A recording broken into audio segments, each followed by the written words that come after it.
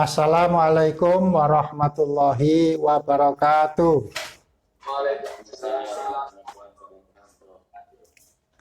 Marilah terlebih dahulu kita buka pertemuan ini dengan sama-sama membaca basmalah. Bismillahirrahmanirrahim.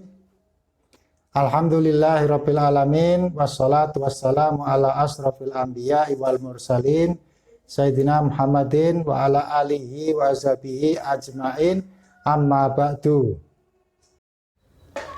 Pemetaan wilayah penelitian itu memiliki beberapa unsur yang saling terkait satu sama lain, yaitu wilayah substantif, wilayah metodologis, kemudian penentuan subjek penelitian, kemudian pemetaan wilayah penelitian, dan juga pemetaan kajian ilmu agama Islam serta karakteristik wilayah penelitian. Hubungan satu unsur dengan yang lain itu bisa Anda perhatikan di dalam bagan yang sudah saya tampilkan. Sekarang penjelasannya. Yang pertama mengenai wilayah penelitian atau disebut dengan research area. Ini artinya adalah batasan yang dibuat oleh peneliti dalam melakukan penelitiannya, sehingga tidak melebar kemana-mana. Baik batasan itu mencakup bidang ilmu yang ditekuninya, seperti kita sekarang ini bidangnya adalah pendidikan agama Islam, yang tidak terkait dengan ilmu matematika, apalagi ilmu politik, ilmu hukum, itu sudah membatasi disiplin ilmu yang diteliti. Maupun subjek penelitiannya, siapa dan apa, bagaimana yang mau diteliti itu dibatasi terlebih dahulu. Kalau siapa itu berarti orangnya, gurunya, kepala sekolahnya, muridnya, tokoh masyarakat, atau wali murid yang ada di sekitar lembaga pendidikan yang kita teliti. Jumlahnya, kemudian sampel atau populasinya, itu dibatasi wilayahnya. Atau lokasi dan daerah di mana kita melakukan penelitian. Seperti tadi dicontohkan SMK di Magelang. Berarti tidak semua SMK, tapi ada SMK negeri, SMK Muhammadiyah, SMK NU, atau swasta yang lainnya. Itu adalah pembatasan wilayah penelitian yang tidak ditetapkan sebagai wilayah penelitian, tidak ikut diteliti. Kemudian yang dimaksud dengan wilayah substantif itu adalah wilayah pembahasan, kajian. Substantif itu artinya isi, dan isinya itu memuat informasi yang bersifat normatif, ya, dari pembahasan yang konkret sampai yang abstrak, dari fakta dan fenomena sampai yang bersifat konseptual, dari hipotesis sampai kesimpulan, bahkan dari teori sampai praktek. Semua itu adalah wilayah substantif. Misalnya kalau Anda membuat kerangka teori belajar, menurut siapa? Menurut Imam Al-Ghazali, menurut Thomas Likona tentang karakter, akhlak, itu adalah wilayah substantif, menyangkut materi atau isi. Ada lagi yang disebut dengan wilayah metodologis, yaitu wilayah penelitian yang meliputi tahapan kegiatan. Seperti kalau kita membuat proposal, ya kemarin sudah dibahas, itu ada metodologi penelitiannya. Apa metode yang digunakan? Itulah yang merupakan pembatasan. Kalau metodenya disebut dengan studi kasus, ya berarti dibatasi. Bukan metode analisis isi, melainkan studi lapangan. Dan ada kunjungan atau visitasi di tempat lokasi di mana kasus itu sedang kita diteliti. Begitu pula dengan cara kerja ilmiahnya. Seperti apa tahapan penelitian yang akan dilakukan, prosedurnya, langkah-langkahnya. Kalau penelitian kualitatif ada langkah-langkahnya mengikuti kerangka berpikirnya Mel Silberman. Mulai dari pengumpulan data, kemudian reduksi data, analisis data, sampai konklusi. Itulah tahapan dari metode penelitian yang sudah ditetapkan sebelumnya. Kemudian proses penelitiannya itu dilaksanakan. Bagaimana caranya? Mulai dari waktunya kapan? Kan dibatasi ya, katakanlah 3 bulan. Kemudian kegiatan penelitiannya apa saja? Kunjungan, kemudian literatur review, atau kajian pustaka, kunjungan ke lokasi penelitian, wawancara, tempatnya di mana, harus detail menguraikan sampai ke alamatnya. Kalau perlu ada nomor teleponnya, siapa yang dikunjungi, sehingga informasinya itu lengkap. Berikutnya adalah karakter wilayah penelitian. Untuk studi keagamaan itu ada 2 hal, yaitu wilayah yang bersifat ideal, normatif dan preskriptif. Ini berupa ajaran agama Islam. Penelitiannya disebut dengan research on religion atau penelitian tentang agama. Ajaran agama itu diteliti. Kemudian yang kedua itu adalah termasuk wilayah empiris, aktual, atau disebut dengan deskriptif, yaitu yang terjadi di lapangan, ya, merupakan pengamalan dari umat beragama, bukan aspek normatifnya, tapi pengamalannya. Dan ini penelitiannya disebut dengan religious research atau penelitian keagamaan. Pada pertemuan yang pertama dulu ini sudah pernah saya jelaskan beda antara keduanya itu. Ya, yang mana yang kedua ini menggunakan bantuan sosiologi, ilmu sosial, dan menguraikan tentang sistem keagamaan atau religious research. Dan sasarannya itu agama sebagai gejala sosial, agama sebagai fenomena sosial di masyarakat, seperti upacara, tahlilan, yasinan, itu adalah tradisi yang berkembang di masyarakat akibat dari apresiasi terhadap nilai-nilai keagamaan. Saya harap ini sudah bisa dibedakan ya antara penelitian terhadap ajaran agama dengan penelitian terhadap agama sebagai gejala sosial. Kadang ada perbedaan, ada kesenjangan antara kedua hal itu. Kalau penelitian agama itu aspek idealitasnya ya, yang merupakan cita-cita normatif dari agama. Tapi kalau agama sebagai gejala sosial itu adalah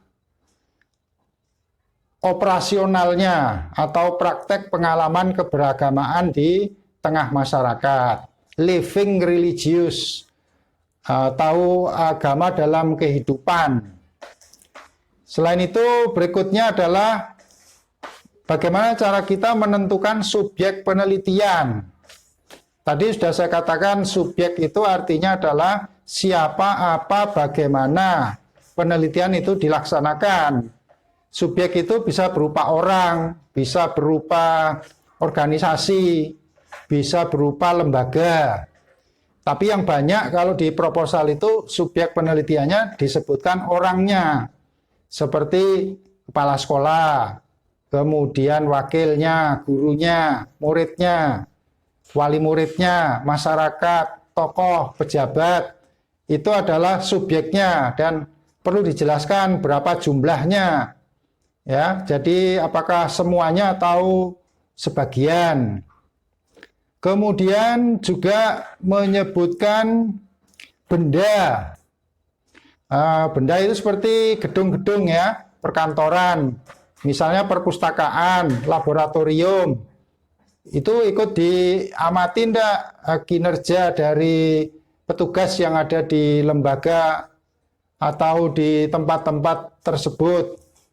Kemudian peristiwa itu juga termasuk subjek. Ya, peristiwa di lembaga pendidikan tadi, misalnya peristiwa itu adalah kurikulum 2013 atau kebijakan Merdeka Belajar, itu sebuah peristiwa yang bisa dimasukkan dalam kategori subjek penelitian. Dan berikutnya terakhir adalah pemetaan wilayah.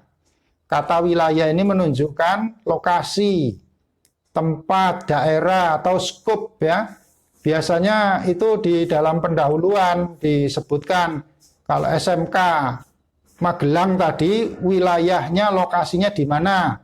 Oh, sebelah timur dari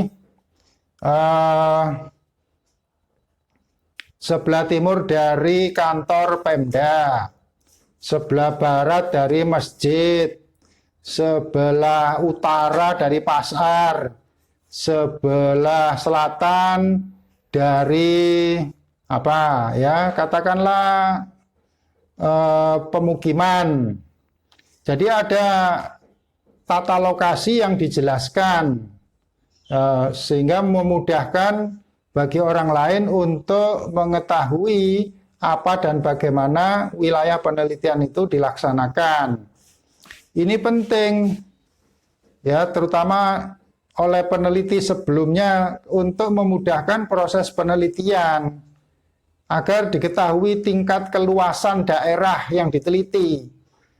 Kalau cuma satu itu seberapa luas skupnya.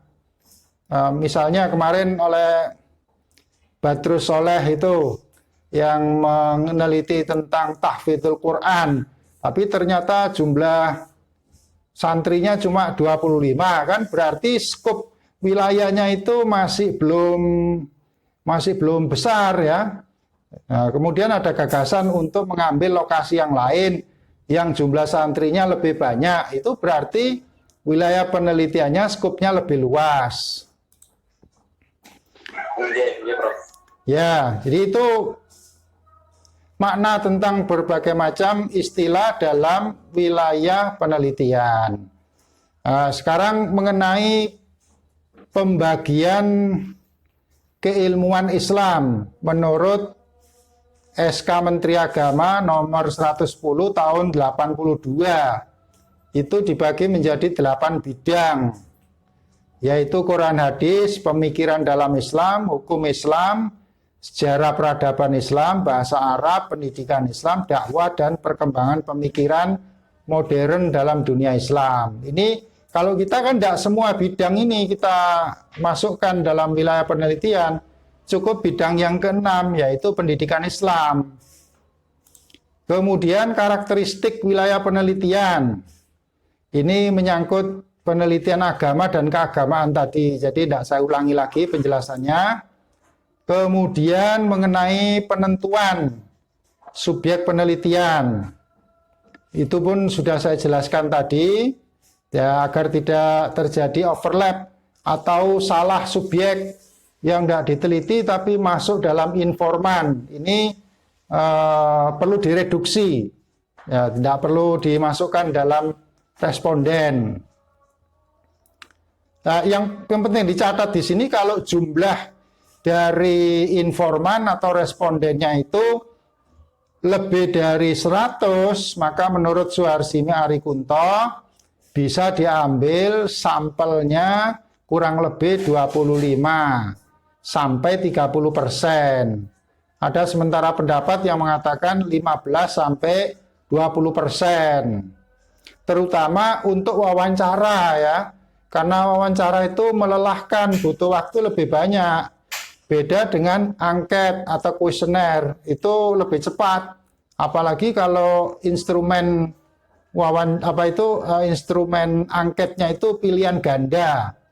Setuju, tidak setuju, biasa, sedang, nah itu tinggal melingkari. Tapi kalau wawancara lisan, apalagi tidak terstruktur ya, tidak ada batasan, itu lebih membutuhkan waktu. Jadi untuk jumlah 100 ke atas itu akan melelahkan. Kalau kurang dari 100 sebaiknya diambil semuanya populasi. Dan diperbanyak angketnya daripada wawancaranya. Atau bisa direncanakan wawancaranya itu dalam bentuk FGD atau Focus Group Discussion. Satu kali pertemuan sudah bisa menghadirkan 10 atau 20 orang sekaligus dalam satu tempat sehingga menghemat waktu untuk wawancara. Nah, wilayah penelitian itu contohnya Anda menjelaskan tentang letak lembaga yang diteliti, ya, sekolah atau madrasah, pesantren, di mana letaknya, alamatnya yang jelas, kemudian luas lahannya, batas wilayahnya, tadi sudah saya jelaskan, topografi dan geomorfologi, dan iklim serta curah hujan ya kalau musim hujan. Nah, itu seperti apa? Kemudian penggunaan lahannya termasuk gedung, bangunan, untuk perkantoran, kemudian untuk ruang kelas, laboratorium, perpustakaan, masjid, taman bermain, parkir, dan sebagainya. Ini diungkapkan semuanya penggunaan lahan tadi itu. Data statistik seperti jumlah guru, jumlah murid dari tahun ke tahun, jumlah yang lulus, kemudian fasilitas itu ada perabot-perabotnya ya, itu selengkap mungkin, termasuk kalau ada penghargaan, trofi, prestasi, itu semua dikutip di dalam bagian wilayah penelitian. Kadang kita menyebut ini dengan gambaran umum wilayah penelitian. Namanya gambaran umum berarti garis besar, tidak sampai rinci yang kecil-kecil itu diuraikan. Kemudian dokumentasi terhadap wilayah itu dilampirkan. Kalau ada peta, petanya dilampirkan. Foto-foto ya, gedung dengan SDM-nya itu juga perlu dilampirkan sebagai bukti bahwa sudah ada kunjungan. Itulah sudah saya padatkan tadi penjelasannya, agak cepat ya saya menjelaskannya. Kalau masih ada yang mau ditanyakan, silahkan.